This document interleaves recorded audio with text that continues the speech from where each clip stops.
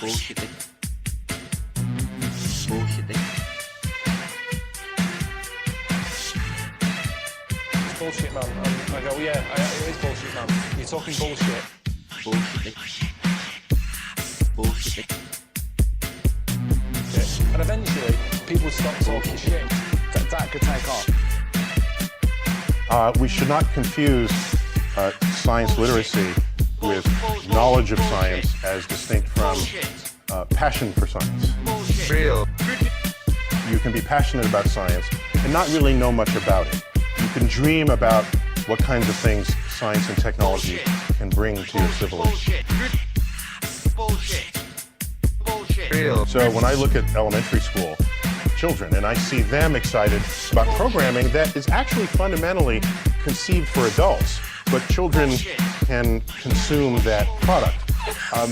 I see their eyes open and I see them dream in the way that I know I dreamed when I was a child, where anything was possible. And those are goals. Those are forces that operate on the ambitions of a nation. You can turn a sleepy country into an innovation nation when you realize that a nation or the world are engaged in these frontier activities. And you come up in the school system, you see those headlines drawn weekly about what new thing got discovered for the astronauts who are on some other location, and you say, I want to be a part of that great adventure.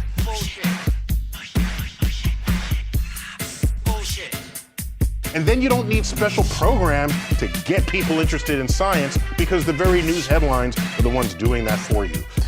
We want to have sex all the time. Procreation and schmo-creation. Apparently, the same evolutionary processes that gave us this big brain allowed us to predict the future and see what a burdensome situation sex can put you in. So along with that, evolutionary processes created this super hard drive to have sex. Anytime, anywhere. Actually, there's a great deal of evidence now that all kinds of different animals get pleasure from having sex. Now, why would that be? Well, evolution is what determines our size and shape, how tall we are, our hair color, and so on.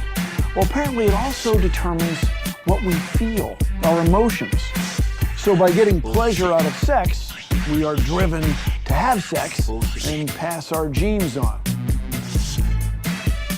I mean, check this guy out. There's something going on in this boy panda's mind.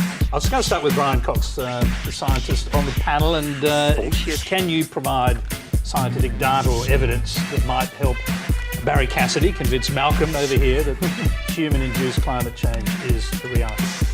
Well, yes, and I could sit here and read out figures until I'm blue in the face. I mean, interestingly, it's getting more worrying if you look at the temperature measurements now. I mean, at 2015 and 2016 in particular, have seen a quite shocking acceleration in many of the measures, be it surface temperatures, ocean temperatures, etc. So the first few months I noticed that 2016 had above the average, pre-industrial average, have been pushing 1.5 degrees. Now, you can't read too much into individual years. You have to be careful because you see these graphs and they're spiking, but there's a clear rise. But that is a worrying problem.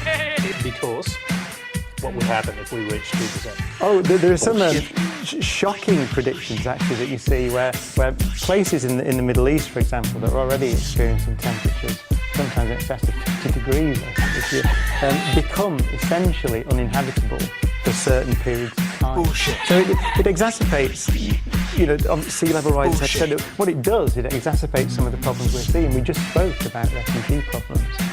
If you begin to get large shifts in climate very fast, then human populations have to respond.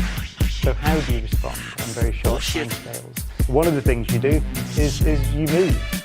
So again, I emphasise it's the same answer as the answer to the last question, I think. This is now a clear global problem. Bullshit. The absolute consensus is that human action is leading to an increase in average temperature. Absolute consensus. Bullshit. Yeah, but you're part of the same team. Yeah, when we do it, yeah, we straight away after like we scare them like 10 seconds, we say we're joking, it's a prank.